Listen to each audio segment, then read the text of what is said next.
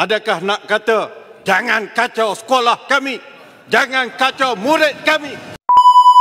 Rangka mempertingkatkan kualiti pendidikan di sekolah-sekolah. Di sana berlaku perkara-perkara yang tidak sepatutnya berlaku di sekolah. Saya bersetuju pandangan yang berhormat Menteri Wanita semalam. Sekolah sepatutnya menjadi tempat yang paling selamat untuk kanak-kanak.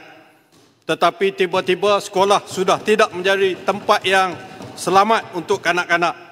Persidangan lepas, kita dikejutkan dengan kes Zara, 13 tahun pelajar. Begitu, belum selesai lagi. Beberapa hari yang lepas, seorang pelajar tingkatan 3 dirogoh bergilir oleh pelajar tingkatan 5 di sekolah. Dan saya nak sebut pada hari ini satu kejadian kematian pelajar berusia 10 tahun, pelajar tahun 4 di sebuah sekolah rendah di Negeri Sembilan.